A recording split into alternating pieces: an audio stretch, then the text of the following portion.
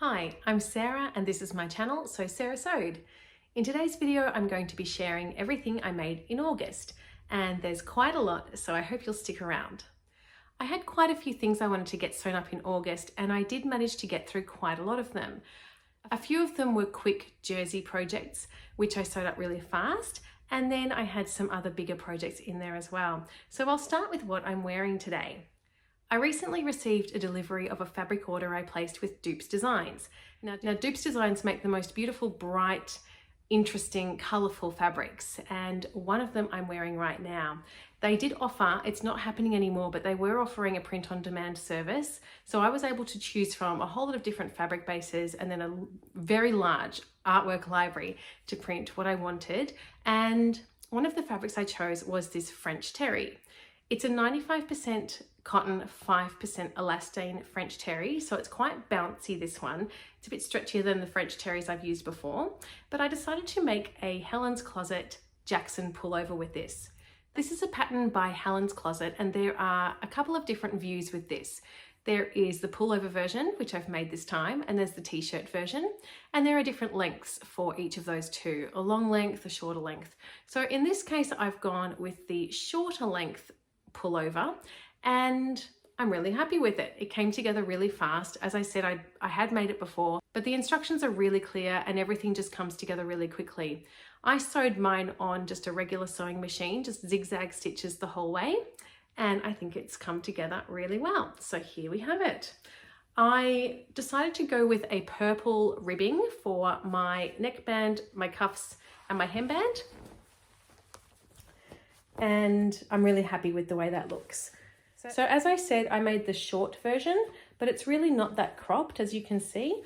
So the top of my jeans is up here and it does go there. So I wouldn't call it a super cropped jumper, but I really like the length of that. This pattern was recommended to me by one of my friends who told me that she found it to be the perfect neckline. And I have to agree. I've made a couple of other sweaters and pullovers before, and some of them have quite a high neck band. This one just sits in a really comfortable place. It's not scooped, but it's also not too high. So I'm really happy with the way that's come out. So that is my Helen's Closet Jackson pullover in my Dupes Drops design. So I bought enough of this fabric to make a matching little mini one, which you can see here. And this is for my niece, and her birthday party is tomorrow. She's turning 3 years old. So I've made her a size 4 in a pattern by Tadah Patterns. The pattern is called the Kids Drop Sleeve Sweater. And I've made the baby version before, and I really like this pattern. It comes together very similarly to this, and probably like every other sweater really. So a really nice, quick and easy sew. But what I like about this particular pattern is that it comes with a lot of options. So it comes with a hood option, it comes with a kangaroo pocket, it comes with a thumb cuff, like that you can actually pull the cuffs down and have a little thumb hole for extra warmth on your hands.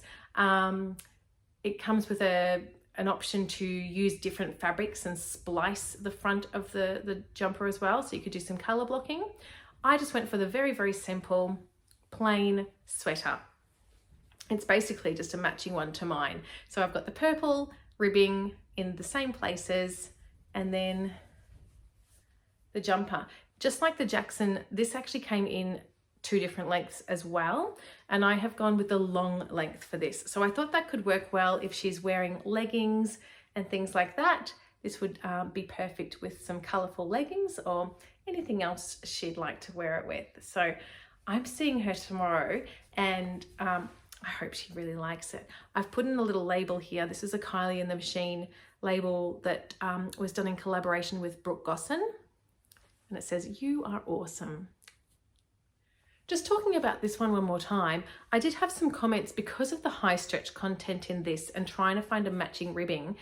I had a comment that I could use this fabric as the ribbing and the cuffs and things because it's so stretchy, and I did consider that, and if this hadn't arrived and if I wasn't happy with this color, I might have done so. But the fabric, when it stretches, it doesn't take much for it to see the white come through. So if I was to show you the other side, it's on a white base. So yeah, I didn't want it to look obviously stretched in these areas. So I'm really happy I found this good match in this ribbing. The ribbing I got from Wattle Hill Fabrics. They have a huge range of ribbing, and I bought 3 colors and just decided to go with the one that I thought matched best. And in this case, it was this one. So then I've got some spare ribbing for some other projects down the line. I made another Helen's Closet pattern this month, and this one was not as successful. Actually, this month I've got 3 Helen's Closet patterns to share with you. The second one is the Dawson top. This isn't a pattern I'd made before. I bought it especially this month because I wanted to try her turtleneck version of the Dawson top. Most of the Helen's Closet patterns that I've made before, I've been really, really happy with the fit, and I expected this would be the same. The reason I decided to buy this particular pattern was because it came with several necklines, like a turtleneck or a mock neck, a crew neck and a scoop neck. And I knew I also wanted to make a crew neck long sleeve fitted t-shirt. So I thought this could be handy. And I decided first of all to make that high neck version. It came together okay, but I could not get it over my head. It was such a squeeze. That neckband was so tight. So I got it on, but then it felt like it was just tight around my neck. Certainly not comfortable. Nothing I could wear for longer than a couple of minutes. So that was really disappointing. So this is the fabric that I used. This is just a Spotlight jersey that I found when I was in there one day and they were having a sale, and I thought that could be a handy layering piece under some pinafores. So very disappointed with that one, but I ended up deciding to cut off that neckline to just make it more of a crew neck and then try and measure out a neckband that would work. I think I made my neckband a little bit too big because it doesn't sit completely flat, but it's definitely more comfortable than it was and more wearable. So I made the short, like the elbow length sleeve for this, and I have worn it. I've worn it underneath a York pinafore, and that was quite fun. So I think I'll get some wear out of this. I really like the fabric. I think it's fun. It's a shame. It's a shame that the high neck one wasn't comfortable. I was quite shocked actually at how tight it was. And a few people actually did comment because I put it on my Instagram stories. I had a few people comment and say they found the exact same thing with this pattern. So yeah, beware if you're going to make that one. Unless you've got a very small neck, it's quite tight. So I'm going to go back to my trusty Freya top the next time I want to make a mock neck top, because that one I find very comfortable. It works really well. I should have just gone with that in the first place, but I wanted to give this one a go because of all those other options it has in it. So I'll probably try that pattern again to make a crew neck version, but I certainly won't be making that high neck version ever again. So while we're on the topic of Helen's Closet patterns, I'll talk about the third one I made this month, and that was the Orchard dress. This is a free pattern by Helen's Closet. I've just realized I've got a fourth pattern. I've done 4 Helen's Closet patterns this month. So my third one was the Orchard dress by Helen's Closet. It's a free pattern and it's very simple. There are 4 different lengths. I think a short top, a longer top, a short dress, and a longer dress. And it's just the front and back are the exact same thing. So just one piece. It's kind of like an A-line shape. And then you make binding that goes around the armhole, then turns into straps. And then again, you bind the neck. And I found it really enjoyable to sew. It has pockets. I really loved seeing this come together. It was simple, but it looks really good. I've worn it a lot already. As I said, I like layering my clothes over different tops, and this one I just made in a black linen that I got from Spotlight, and yeah, it's perfect for this pinafore or dress. So yeah, so far I've just worn it as a layering pinafore. It's probably not something with these, thin straps. I can't imagine that I would ever wear it without a layer underneath, but I think it will be quite versatile in different seasons, over a t-shirt in warmer weather or over longer sleeves or skivvies in the cooler months. It was also, I found it a really nice dress to wear underneath some woolen jumpers recently. So that's something I find, I've been wanting to find other ways to wear my woolen jumpers because I find it easy to layer my cardigans, but not so easy to layer my jumpers. And yeah, I found this one worked quite nicely underneath jumpers. The main inspiration for making this actually was because I wanted a piece to go underneath my Ghost Whisperer top. So that's a knitted top that I made, very wispy, lightweight top that I made a couple of months ago. But I wanted to have an option to wear a dress underneath it. I haven't actually tried that yet. So I might try and get some pictures of me wearing that and put that in and see if that works. But I'm hoping that works. I do have some photos of the way I've styled this to school a couple of times, so I'll be putting those in. My fourth Helen's Closet pattern this month is another free pattern. It's a gift for my dad who just had his birthday, and I'm going to be giving this to him tomorrow as well. It's the Sam apron.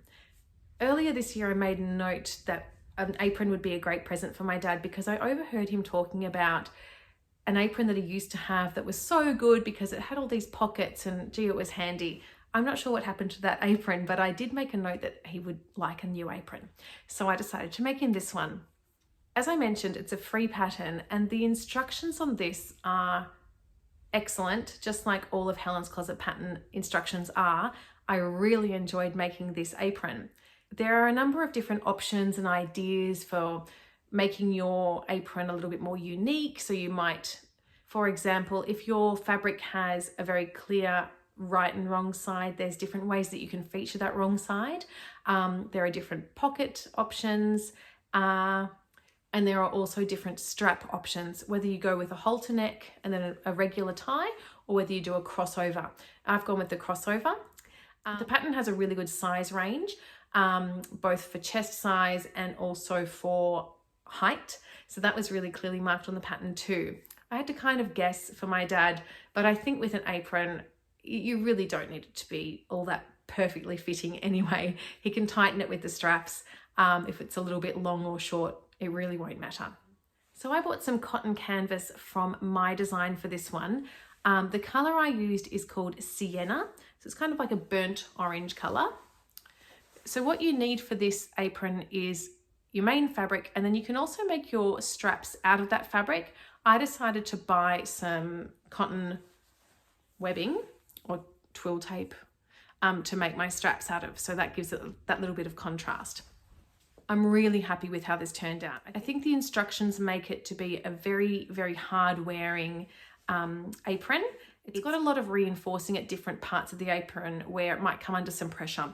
For example, at this bit where you thread the strap through, there's some bar tacks there. There's also bar tacks at the different pockets. It's hard to see, but it's sort of... The chest pocket is divided into three, one that's big enough for your phone, and then two skinnier ones, perhaps for pens. And then there's a larger pocket at the bottom, and again, that is split into three large pockets. But I think the little feature that I really liked the best is at the side of each of these pockets, there's these little tabs for holding towels. So there's one on each side. So I feel like my dad's going to really enjoy having a little towel hanging off there as he works at the barbecue or the wood-fired pizza oven, which he enjoys doing over the summer especially. As I said, I decided to go with the crossover straps, and I guess this was probably the hardest bit to gauge where to put it because it wasn't for me. I had to guess. But my dad is around the same height as me, so I tried it on and decided to put it where I thought was comfortable. And again, I think it won't really matter exactly where that crosses over at the back. So there you see the back.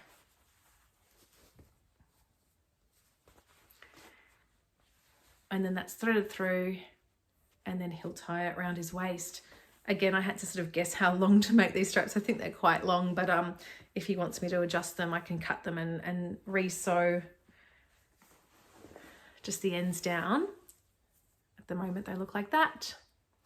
So I'm looking forward to giving him that tomorrow, and I'm hoping he might be kind to model it for me, and hopefully I'll be able to put some pictures in of him wearing it.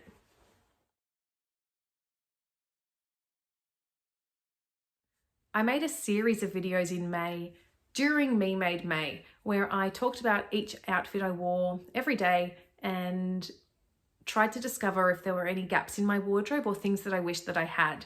And one of the things that I really wished I had was a cropped black cardigan. So I bought some French terry. It's quite heavyweight from Draper's Fabrics back in June. And this month I sewed that up into a Marlo Sweater by True Bias. So the Marlo Sweater is a cardigan, really. It's a V-neck and then it has buttons through the middle. There are two different length options, sort of a hip length one and a cropped one. The hip length one has pockets and the cropped one doesn't. So this time I went for the cropped length one. I have made the longer one before. I wear it all the time. It's so handy. And it came together really quickly, probably because I didn't have to worry about the pockets and all that stuff. I think those sorts of details can take that little bit of extra time. So yeah, this one came together really, really quickly. I made it a week ago and I've already worn it several times this week. So I know it's definitely going to get quite a lot of wear. I might quickly put this one on for you actually. So the fit on the Marlo sweater is quite boxy, a little bit oversized. A lot of people size down on theirs. It has a drop shoulder.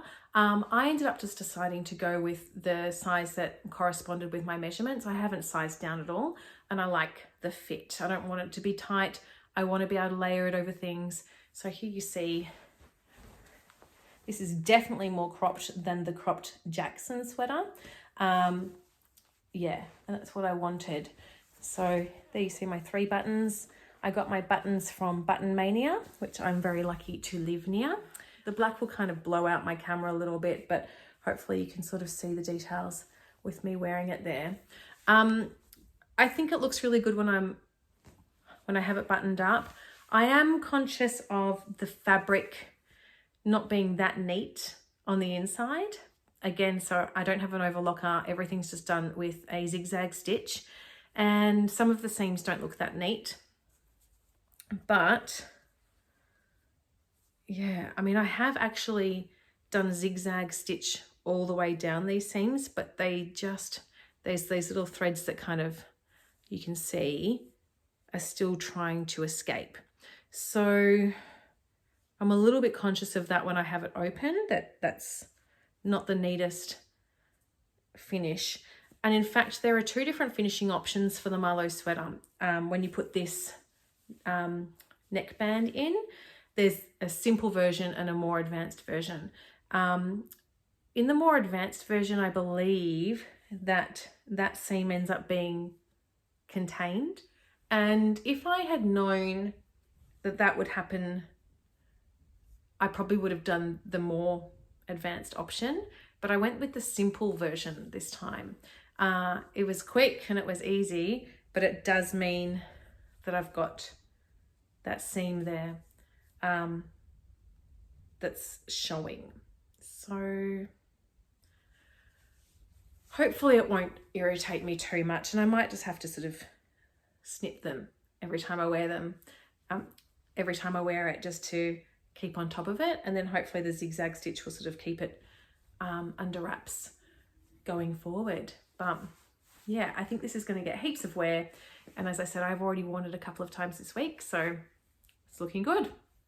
Now I know I said I've made 4 Helen's Closet patterns this month, but actually there's a 5th, and it's quite, well, it's not quite Helen's Closet, but it is Helen Wilkinson, who's from Helen's Closet, and she has her own quilting business as well, or quilting pattern company, and that is called Cedar Quilt Company. And you might know that I've been making her standing tall quilt as part of a sew along that I've been doing with Teresa from Lost My Thread. And this month, August, was the month that we finished our quilts, or at least that was the goal. So we decided when we were doing this quilt along that we wanted to have not just a finish date for the quilt top, but a finish date for the entire quilt to actually encourage us to finish them and use them. So getting the batting, getting the backing, getting it sandwiched and quilted, and then putting the binding on.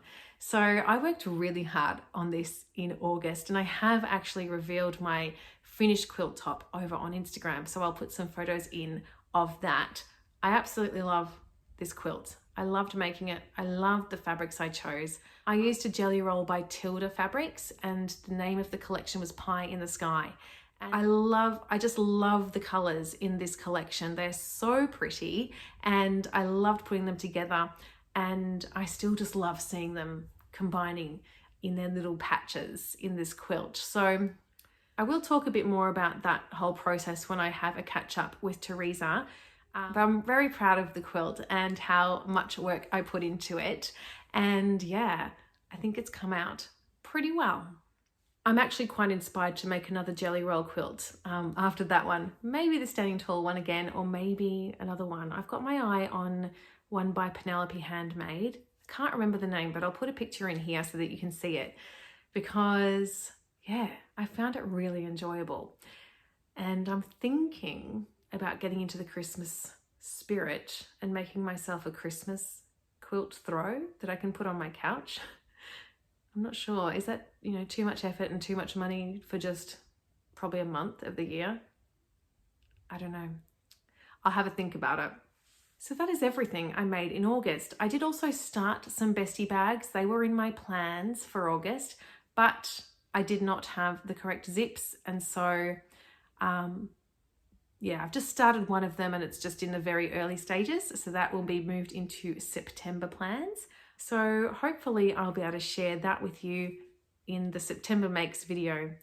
Thanks so much for spending some time with me today. I hope you've enjoyed this video, and I'll look forward to seeing you in my next one. Bye-bye.